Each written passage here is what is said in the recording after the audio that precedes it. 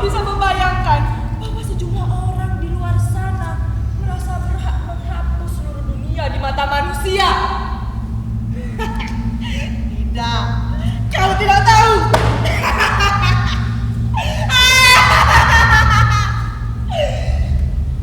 Sekarang kamu harus menjawab. Bagaimana rasanya terkurung di situ? Bagaimana rasanya diputus dari segalanya? Karena kamu dibatasi, tidak ada yang lain di sekitar kamu kecuali gelap. Kau akan mulai merata.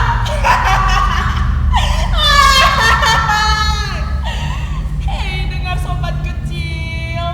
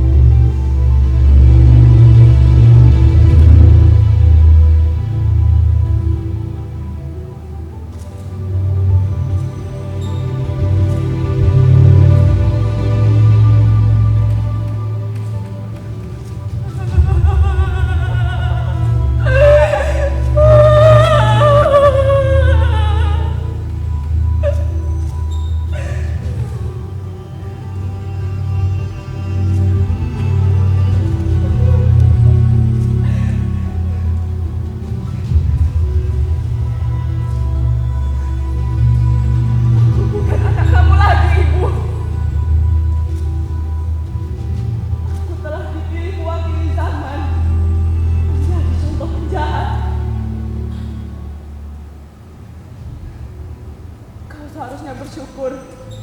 Ini adalah kehormatan besar. Karena tidak ada yang berani menjadi penjahat walaupun mereka melakukan kejahatan.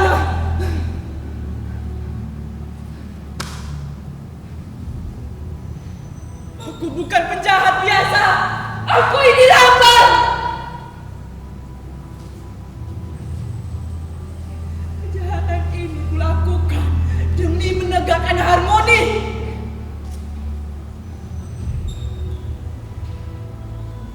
Aku tidak peduli disebut penjahat. Aku rasa itu tidak benar. Kulakukan semua ini demi negeri ini. Walaupun tidak masuk ke dalam buku sejarah, karena tidak ada seorang penulis sejarah yang gila melihat kebenaran ini.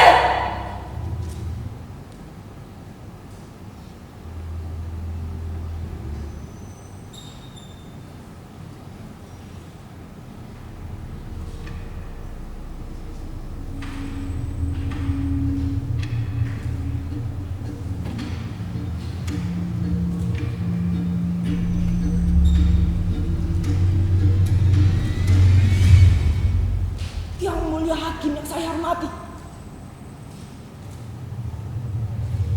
saya tidak akan membela apa yang sudah saya lakukan. Saya justru ingin menjelaskan bahwa memang benar saya melakukan segalanya itu. Hukumlah saya. 2 kali ancaman yang Paduka telah sediakan. Orang itu saya cabik lehernya karena saya rasa itu pantas buat dia. Hartanya saya rampas, karena kalau tidak dimanfaatkan akan mubazir.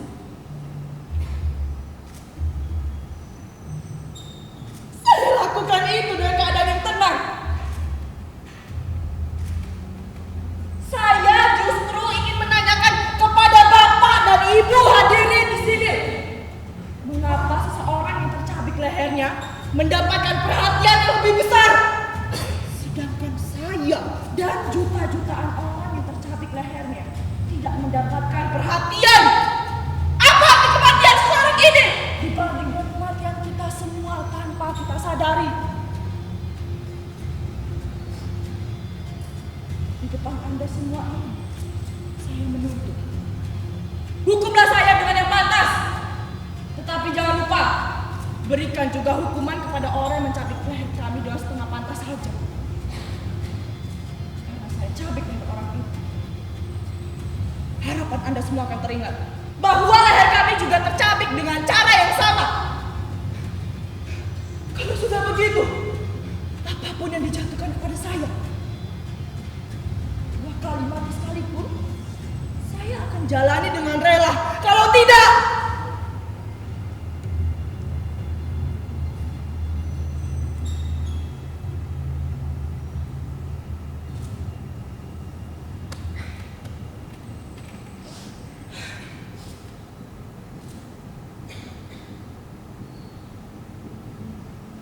minta maaf.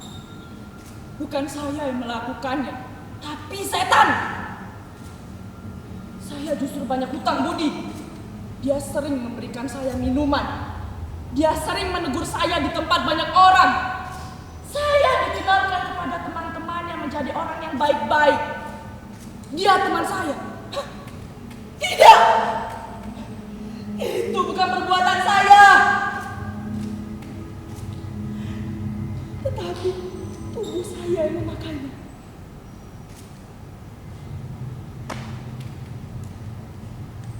Apa?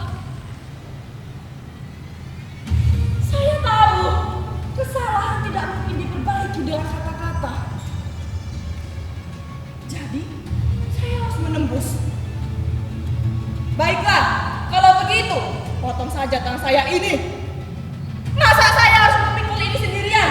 Mana itu mereka yang menyuruh? Semua itu gara-gara mereka.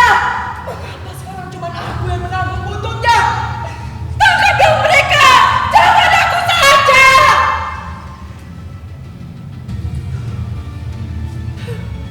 Lama-lama begini aku tidak kuat. Yang ditangkap pasti dosanya yang sedikit. Betul? buktikan saya punya batasan. Ya sudah, kalau begitu tidak jadi saja. Kalau kamu bisa curang, saya juga bisa curang.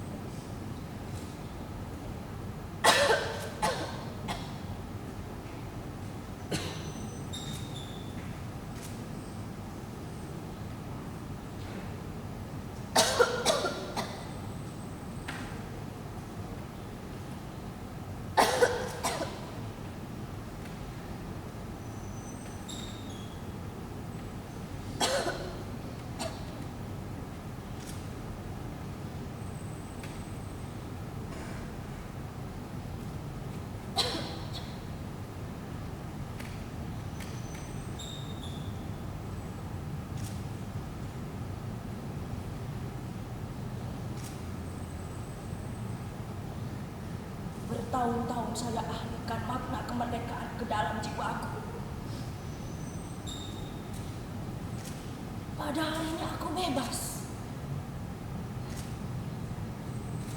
Walaupun tubuhku masih dipatok di dinding jahanam itu, tapi jiwaku sudah bebas.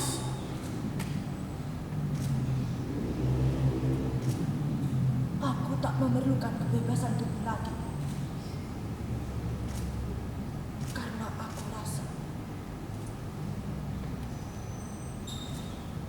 Jiwaku sudah merdeka.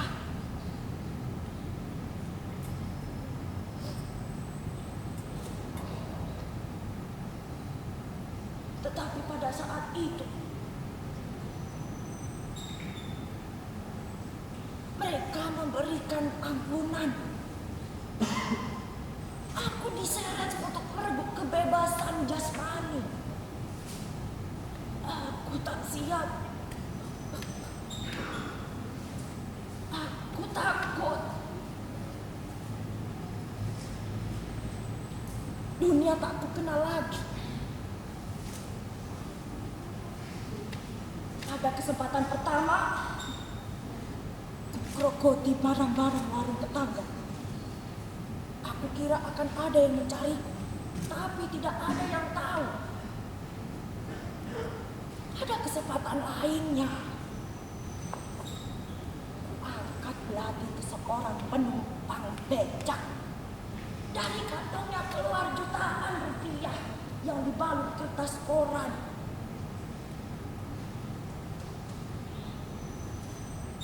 Pada kesempatan ketiga, kupaksa seorang anak di pinggir jalan. Ia menjerit-jerit minta pertolongan, tetapi tidak ada yang menolong. Dan pada akhirnya ku lepaskan.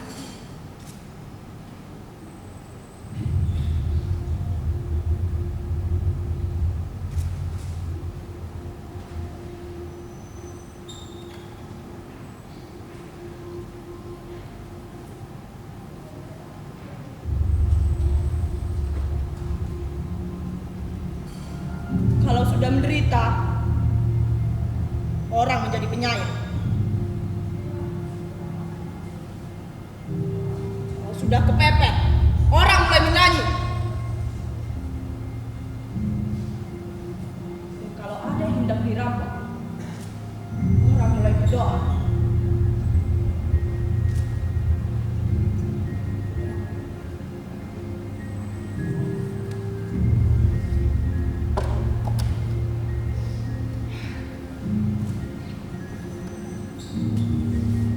Dan sekarang aku menari. Karena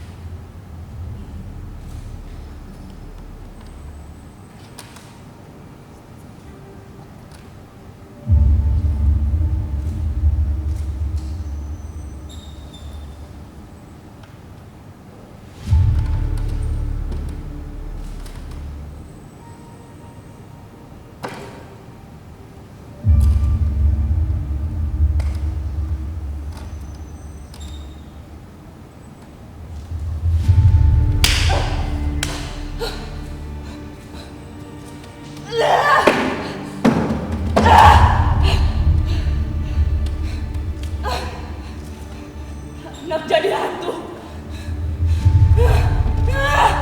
Tak enak jadi Tuhan. Lebih baik jadi batu. Diam, dingin, dan keras. Tidak membutuhkan makan, perasaan, dan bebas dari kematian. Aku mengkristal di sini, menjadi saksi bisu bagaimana dunia menjadi tua.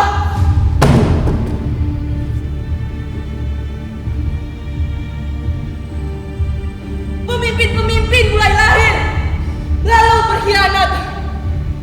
Tapi tidak ada satupun yang bersangkutan dengan kehadiranku.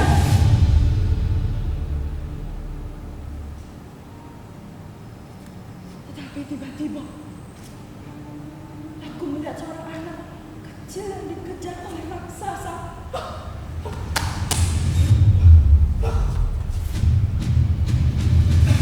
Wajahnya sangat mirip dengan aku saat masih menyusup. Dia berutang-utang minta pertolongan, tetapi tidak ada yang menolong kecuali aku, sebuah batu. Ya, anak itu menjerit-jerit pilu.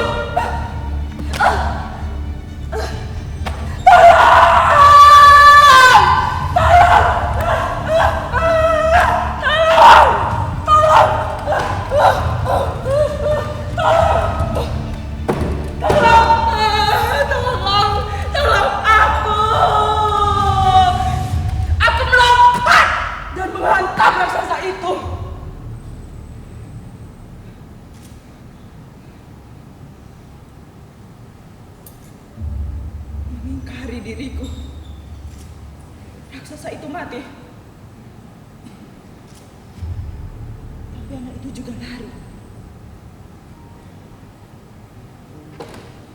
Mana-mana kemudian dia bercerita bagaimana ia membunuh raksasa itu dengan tinjunya.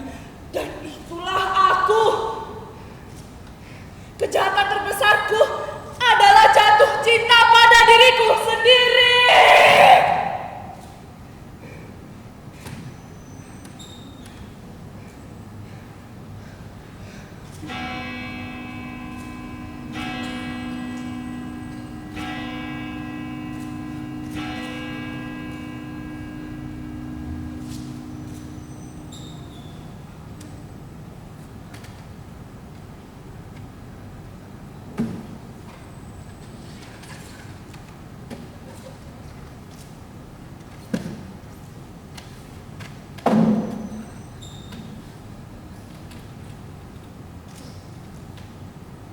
Selamat tinggal, dinding bisu. Dengan segala suara yang kau simpan.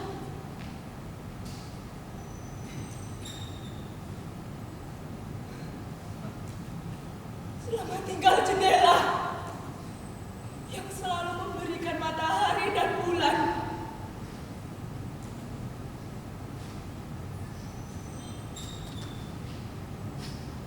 Selamat tinggal sobat kecil yang selalu mencuri rasungku.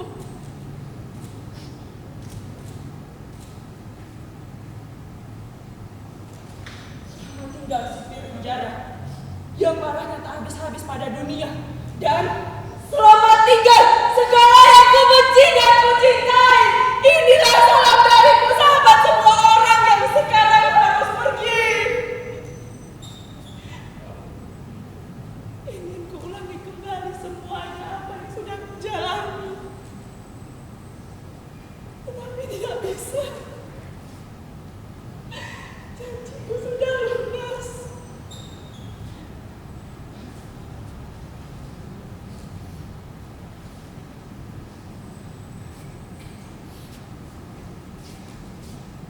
Sekarang aku berjalan dalam peristiwa yang abadi untuk membeku bersama masa lalu. Sekarang baru jelas apa yang sudah kulakukan, apa yang harus kulakukan, dan apa yang belum aku lakukan.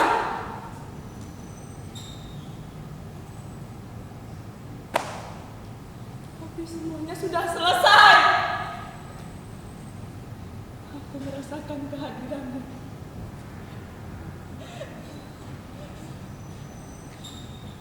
Aku memasuki tubuhnya. Selamat tinggal semuanya!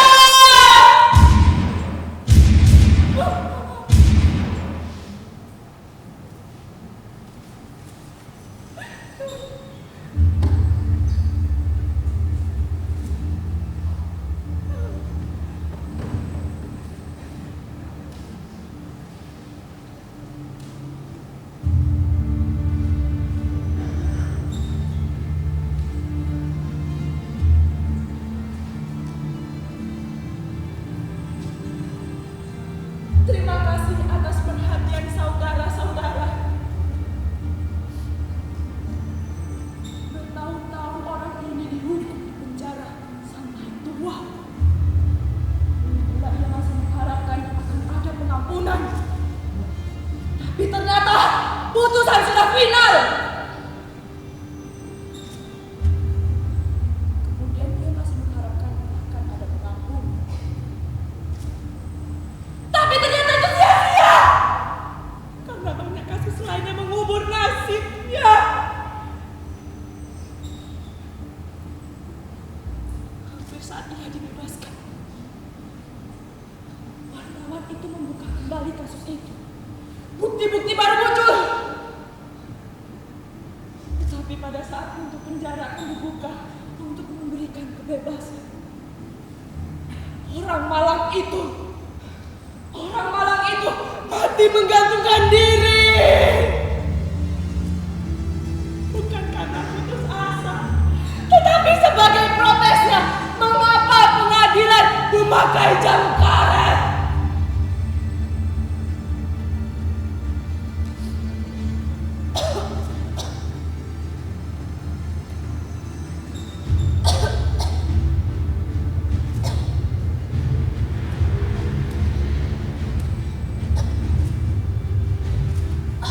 Omong kosong. Orang itu mati menggantungkan diri setelah 50 tahun di penjara. Baru ia sadari bahwa segala tindakannya itu keliru.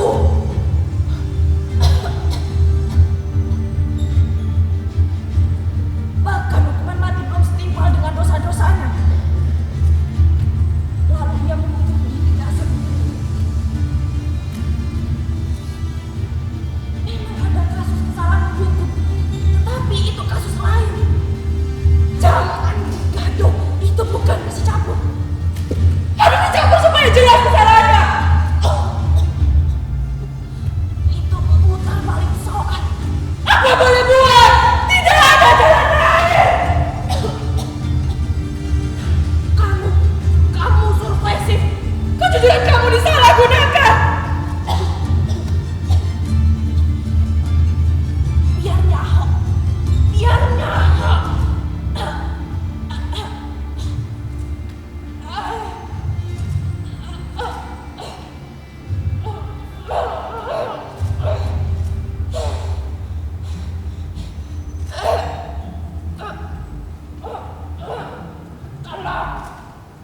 Tolong